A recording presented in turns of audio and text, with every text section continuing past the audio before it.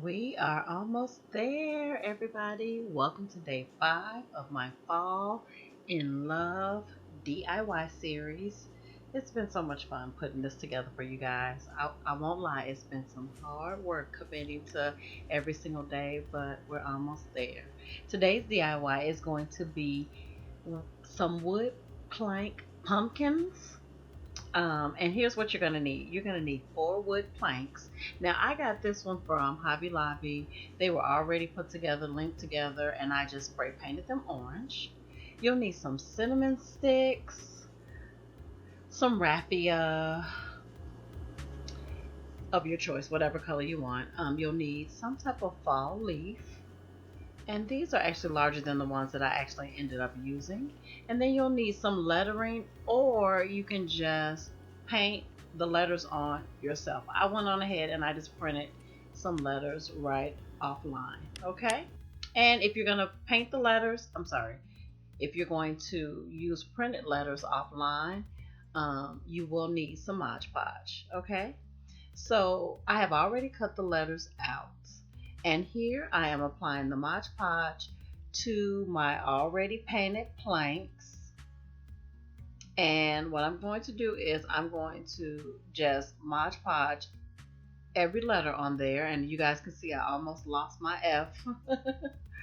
But I just printed out some letters to spell fall.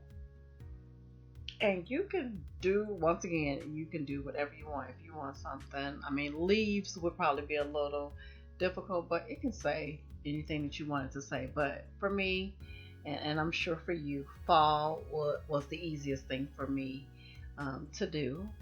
So I am just applying this Mod Podge and putting the letters on there because I was going to use hot glue, but then I didn't want the ends coming up and all that. And you guys know when you use Mod Podge, it's going to seal the whole thing on there, and you won't have to worry about any of it moving too much once it dries. Okay? Now, guys, I got this idea to do these wood plank pumpkins from something that I saw in Hobby Lobby. I fell in love with it, and if I took a picture of it, I will insert a picture for you guys. But I fell in love with these wood plank pumpkins that they had in there. But they were like $40, and I was thinking to myself, no, I'm not going to spend $40 for them. And they were 30% off, no, 40% off. And I still felt like that was an investment that I did not want to make. So I kind of stared at it, and I said, you know what, Felicia, you can totally do these yourself. So that's where the idea came from, me doing this whole wood plank pumpkin thing. Now you can buy your planks already assembled as I did, or you could just go to like your local hardware or craft store and find some wood planks. And you don't even have to link them together as I have here. You can keep them separate, and they can all 4 of them can kind of stand alone. I mean, it's endless, guys. The possibilities are endless on how you want to go about doing this particular project.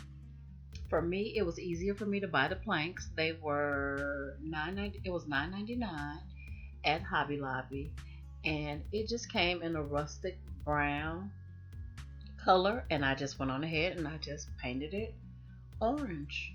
So it was very, very simple.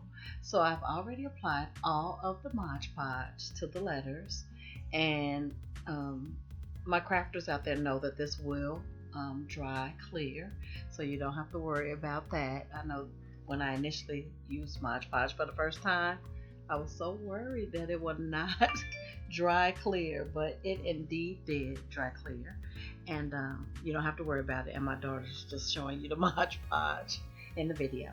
Now, I took those cinnamon sticks, guys. I took 4 cinnamon sticks and I cut them in half to make 8 pieces. Okay, now let me tell you guys, it was not an easy task cutting those cinnamon sticks. It was, I mean, those things did not want to break, but eventually I did. I just kind of made an indentation, and then it broke in half. Okay, now these are going to represent the stems of my pumpkins. Okay, so what I'm doing here is I'm just kind of measuring if the cinnamon sticks are gonna fit nice and tight on top of these wood planks, because you guys know there's not a whole bunch of clearance with these. You have very little space. So I wanted to make sure that I measured first to make sure that I wouldn't have any issues gluing them to the top of my little planks. Okay. So once I measured it and I was confident that it would fit, okay, I went ahead and I applied hot glue to the tip of it, and hopefully my camera person is about to get it. There she goes. Yes. So I went on ahead and I applied hot glue to the bottoms of the cinnamon sticks. And I went on ahead and I adhered them to the top. And again, you will not have a lot of space. So you want to be as precise as you possibly can, because you don't want your cinnamon sticks to come off. But these were able to fit perfectly on there. Okay. And I just do the same thing for the next one. I wanted to measure them. Now, some of you will prefer that the cinnamon sticks be even on the top. Some of you may want a taller cinnamon stick and a shorter one. Go for it. Go for it. Do what you like to do. For the most part, mine are pretty even.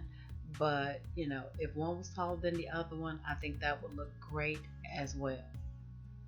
So again, I'm just applying that hot glue to it so that I can make sure that those little sticks don't fall off, because since they don't have a lot of space, it is critical that I make sure I put enough on there so that they're not slipping and sliding off of there. And my daughter and I had so much fun putting this together. I told you guys she's my camera person, but but you know what? She's been right there with me with all these DIY projects. So we have definitely made some memories doing this series, and I absolutely love that, because that's something she can pass on to her children later on. Okay. Now, what I'm doing now, I've already applied all of the cinnamon sticks. Okay. And now what I'm doing, I'm taking the raffia and I'm tying it around the cinnamon sticks. And I chose to tie them in bows, but you can decide if you want to just put it in a knot and let the raffia just kind of do its own thing. You can tie it in a bow like I'm doing here. Again, go for what you know, okay? What you love. Okay, I'm just showing you how I did it. And with the raffia, let me tell you, it's a lot like burlap, you guys. It does what it wants to do, okay? The strings, they go this way, they go that way. They just don't lay the way that you want them to every single time. And you know what? I think that's okay, because it's very, I don't know, it gives it that rustic feel that I really, really like, So be ready for the raffia to not cooperate. Mine did not cooperate totally, but I just worked with it. I did apply maybe a dot of hot glue here and there just to make sure that it was on there and that it was going to stay. But other than that, the strings just kind of did what they wanted to do, and I was so okay with that. Okay, so I'm just tying them all around, and this is what it looked like after I added the cinnamon sticks and the strings. And as you guys can see here, I don't know if you guys know, but that's a rip right there in one of my letters as I was adding the Mod Podge, but that's okay, because I can touch that up with a black marker and it'll be perfectly fine. Now here I'm applying the leaves. Now the leaves that I initially had pictured on, initially I had some bigger leaves, but I decided not to do those because they kind of overpowered the whole project. So I did have a bag of leaves from last year that I got from the Dollar Tree, and I went on ahead and I used those leaves instead because they just seem to fit this project a lot better. Everything that I'm using, the raffia, the leaves, they came from Dollar Tree.